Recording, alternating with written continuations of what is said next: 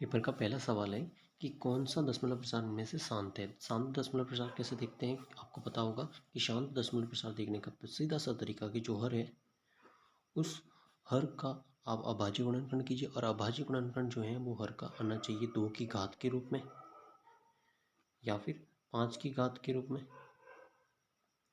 अभाज्य गुणनखंड में या तो सिर्फ 2 की घात आनी चाहिए या 5 की घात आनी चाहिए या फिर 2 और 5 दोनों की घात आनी चाहिए। 2 और 5 के अलावा और कोई अंक उसके अभाज्य गुणनखंड में नहीं होना चाहिए। तो यहाँ पे पहली संख्या है, इसका हर जो है वो 3125 है। इसका अभाज्य गुणनखंड करके देखते हैं तो इसमें 2 का भाग तो जाएगा नहीं, 3 का भाग देखिए चेक करते हैं।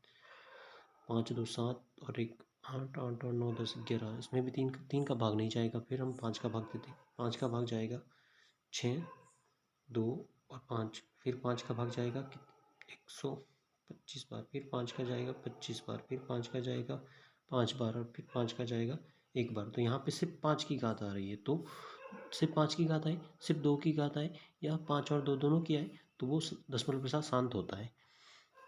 तो इसमें से कौन सा दशमलव प्रसार शांत है, तो इसका कौन सा अशांत पूछा है सवाल में कि कौन सा अशांत है, तो इसमें शांत है। अब 455 का करके देखते हैं। 455 तो यहाँ 2 का भाग जाएगा नहीं, 5 5 10 10 और 4 14 14, मतलब कि इसमें 3 का भाग जाएगा नहीं। फिर 5 का देते हैं, 5 का जाएगा 9 बार और 1 बार 91 बार गया।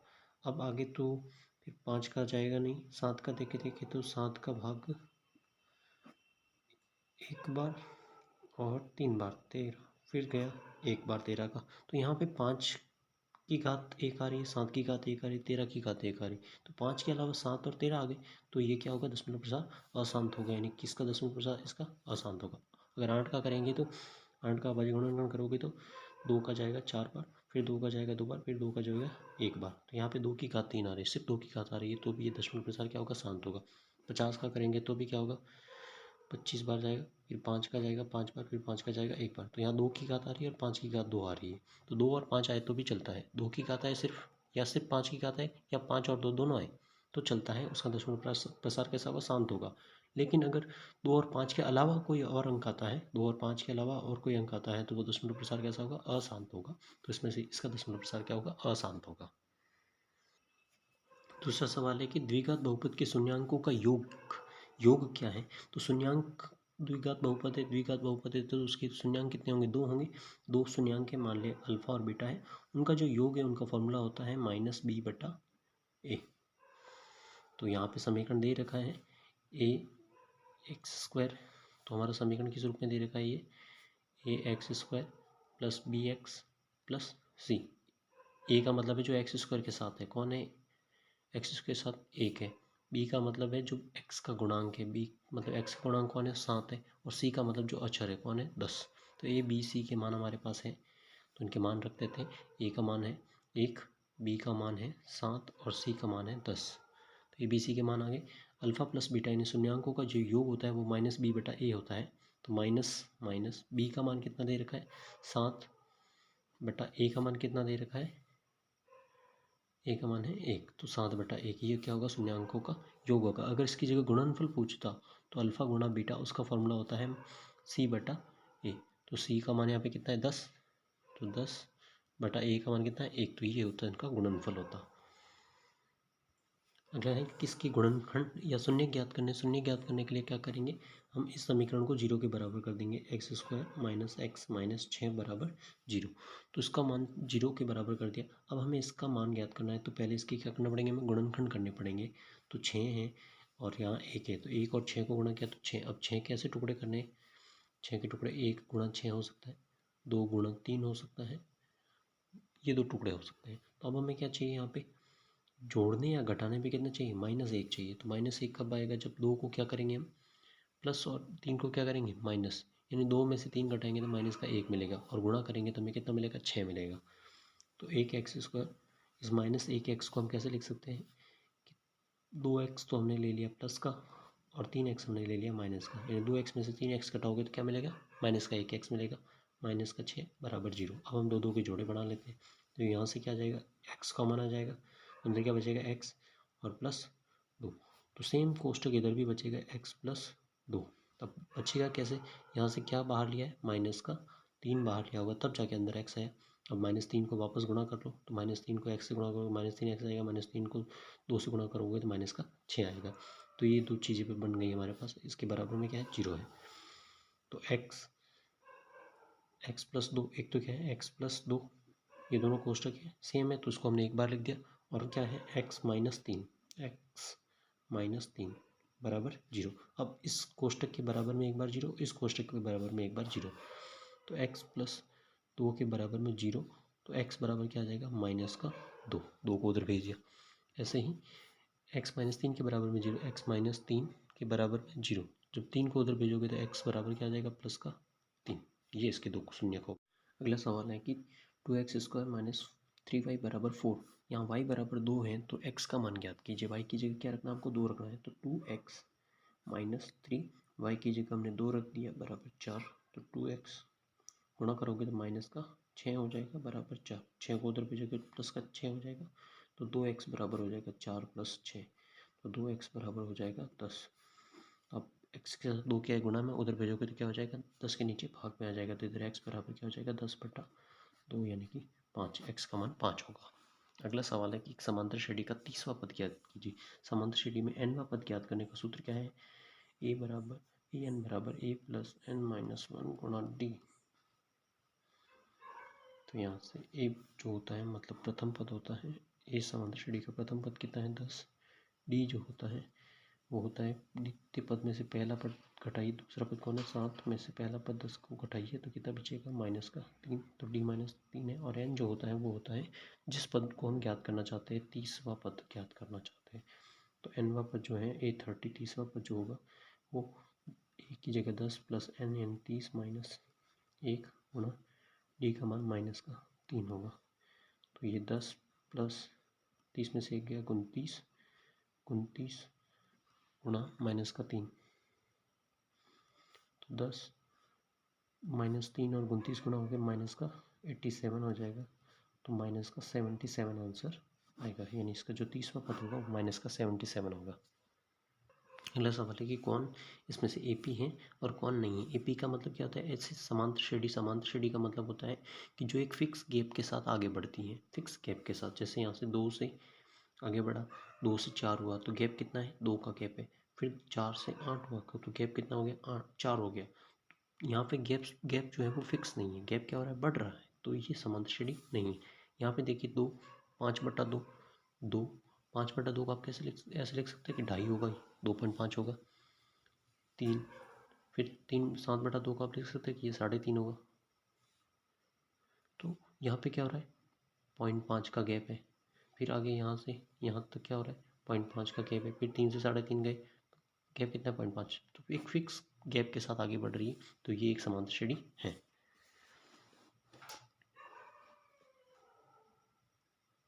अगला सवाल है आपका,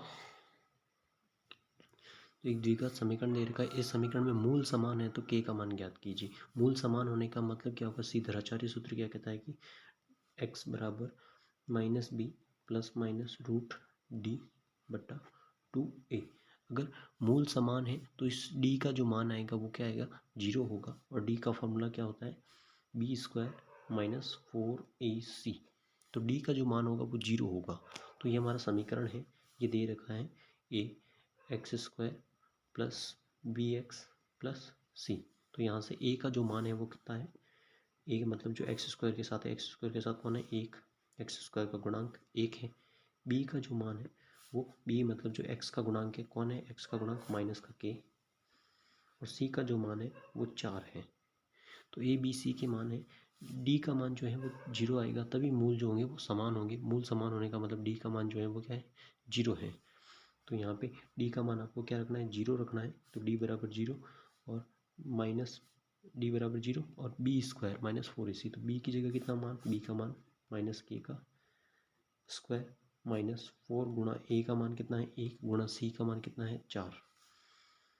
तो 0 बराबर माइनस k का स्क्वायर करोगे तो k² हो जाएगा, माइनस गुणा होकर कितना हो जाएगा, 16। अब इस 16 को इधर भेज दो तो 16 इधर आके क्या हो जाएगा, प्लस का हो जाएगा। तो 0 के साथ 16 प्लस का हो जाएगा k²। जब k से स्क्वायर हटेगा तो इसके ऊपर क्या आ जाएगा, रूट आ जाएगा, यानी 16 के ऊपर रूट आ जाएगा k का मान। तो जो k का मान आएगा वो आएगा +-4, यानी √16 का मान क्या होता है 4 होता है और रूट हटता है तो +-4।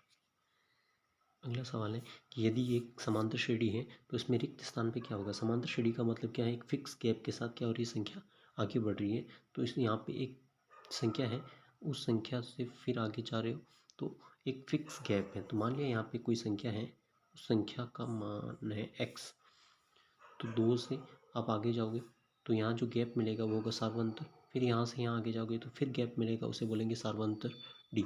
तो ये जो गैप होगा वो फिक्स होगा। तो गैप फिक्स होगा तो अगर यहाँ से d का मान निकालना चाहे तो क्या होता है, d का मतलब होता है दूसरे पद में से आप तीसरा पद घटाओ या फिर तीसरे पद में से दूसरा पद घटाओ। तो d का मान यहाँ दूसरे पद से पहला पद घटाते हैं, तो x में से 2 घटाया। दूसरे के हिसाब से क्या होगा कि आप इसमें से ये घटाओ, तो 26 में से हमने x घटाया तो भी d आएगा, तो गैप फिक्स रहेगा।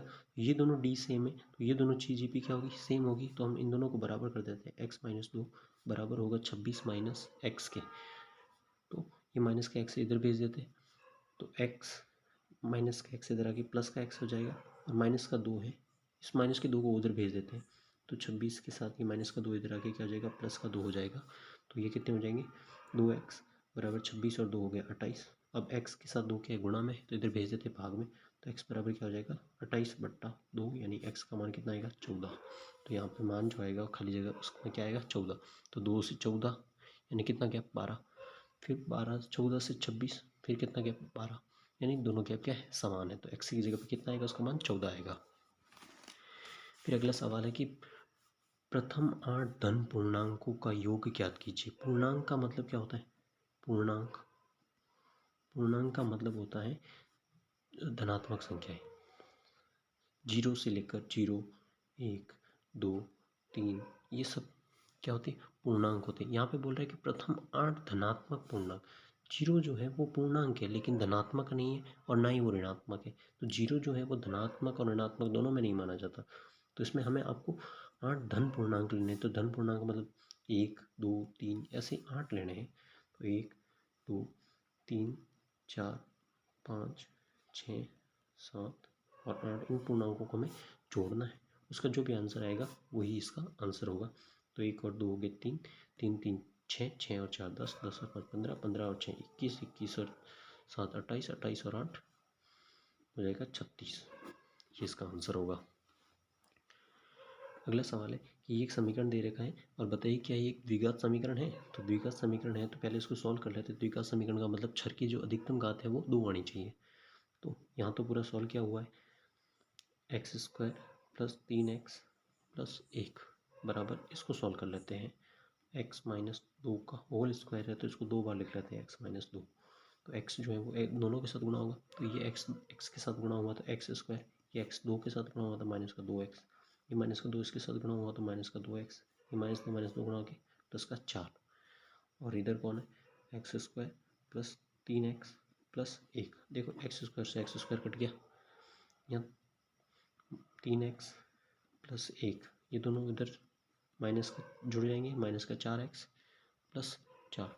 इस -4x को इधर ले आते हैं तो 3x -4x इधर आके +4x, ये 1 उधर जाएगा तो माइनस हो जाएगा, तो 4 - 1, तो ये कितना हो गया 7x बराबर 4 में से 1 गया तो 3। यहाँ पर देखो कहीं पे भी x की अधिकतम घात कितनी है, x की अधिकतम घात कितनी है 1 है। तो ये एक द्विघात समीकरण नहीं है, यानी ये कथन क्या है, असत्य है।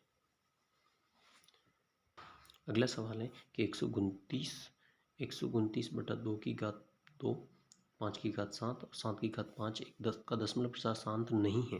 मैंने पहले ही बता रखा है कि शांत कब होगा, जब सिर्फ 2 की घात आए।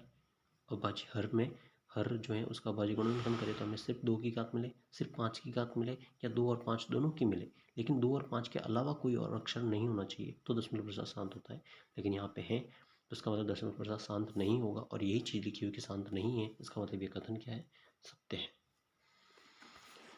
अगला सवाल है कि इसके रैखिक समीकरण किस युग में जो है वो संगत, इनके ये 2 समीकरण दे रखे हैं, इनके जो हल है वो संगत है। हल संगत होने का मतलब है कि जो 2 समीकरण है होते हैं उनमें हल संगत कब होते हैं, जब a1/a2 का मान जो है वो बराबर नहीं होता है b1/b2 के, तब जो हल होते हैं वो संगत होते हैं। तो यहाँ चेक कीजिए कि 2 A1 बटा A1 ये A2, ये B1 ये B2, ये C1 ये C2, तो A1 बटा A2 यानी 2/4 और 3/6। ये दोनों जब भाग करोगे तो ये कितना आएगा, 1/2 आएगा। ये भी भाग करोगे तो कितना आएगा, 1/2। 1/2 और 1/2 दोनों बराबर है, तो इसका मतलब यहाँ पे जो हल है वो संगत नहीं है, संगत नहीं है। ये कथन जो है आपका वो असत्य है। अगला सवाल है कि एक द्विघात बहुपद के शून्यांकों का योग और गुणनफल दे रखा है। मैंने पहले ही बता रखा है कि शून्यांकों का जो योग होता है अल्फा प्लस बीटा, उसका सूत्र क्या होता है, -b/a। और जो अल्फा गुणा बीटा जो होता है, अल्फा गुणा बीटा, उसका जो सूत्र होता है वो क्या होता है, c/a। हम पहले सवाल कर चुके हैं। तो अल्फा प्लस बीटा यानी शून्यांकों का योग कितना दे रखा है, -3 दे रखा है। अल्फा प्लस बीटा का मान जो दे रखा है वो -3 दे रखा है, -b/a है। और अल्फा गुणा बीटा का मान कितना दे रखा है, यहाँ पे 2 दे रखा है, और वो क्या होता है, c/a होता है। तो इसके नीचे 1 मान लो, इसके नीचे भी 1 मान लो। देखो 1 का मान तो फिक्स हो गया कि a का मान क्या होगा, 1 होगा। b का मान क्या होगा, 3 होगा। तो यहाँ से a का मान जो आ गया वो 1 आ गया। b का मान जो आएगा वो माइनस से माइनस कट जाएगा, तो b का मान क्या आएगा, प्लस का 3 आएगा। और c का जो मान है वो क्या आएगा, 2 आएगा। तो हमारा समीकरण क्या होता है, ax² plus bx plus c। तो x² के साथ a होता है, तो a की जगह पे कौन है, 1x² प्लस b की जगह पे कौन है, 3x प्लस c की जगह पे क्या है, 2। तो ये हमारा द्विघात समीकरण होगा। अगला सवाल है कि यहाँ पे मूलों की प्रकृति आपको ज्ञात करनी है। तो मूलों की प्रकृति ज्ञात करने का सीधा सा फॉर्मूला है धाराचार्य सूत्र, x बराबर -b प्लस माइनस √d/2a। आप d का मान निकाल लो, आपको मूलों की प्रकृति पता चल जाएगी। d का मान जो होता है वो b² माइनस 4ac होता है, ये रूट नहीं आता, b² माइनस 4ac। जब इसका मान 0 आ जाता है, d का मान जब 0 आता है, तो जो मूल होते हैं वो वास्तविक होते हैं और समान होते हैं। जब d का मान 0 से बड़ा आता है तो मूल जो होंगे वो वास्तविक होंगे और अलग अलग होंगे। और जब d का मान जो है 0 से छोटा आ जाता है, माइनस में आता है, तो जो मूल होते हैं वो काल्पनिक होते हैं। तो यही चीज़ बतानी है कि मूल इसके वास्तविक है तो अलग अलग है या समान है, और या फिर मूल काल्पनिक है, ये चीज़ हमें बतानी है। तो आप d का मान ज्ञात करना, d बराबर b², b यानी ax² plus bx plus c। a जो x² के साथ है कौन है, 3। b जो x के साथ है कौन है, -4√3। तो b का मान क्या है, -4√3 उसका स्क्वायर -4 गुणा a का मान कितना है, 3 गुणा c का मान कितना है, 4। तो स्क्वायर करोगे तो क्या आ जाएगा, 16 गुणा 3 माइनस का गुणा करोगे तो कितना आ जाएगा, -48। तो 16 और 3 गुणा हुए तो 48 -48, यानी कि d का मान कितना है, 0। जब d का मान 0 आता है, जो मूल होंगे वो वास्तविक होंगे और समान होंगे। क्या होंगे, समान होंगे।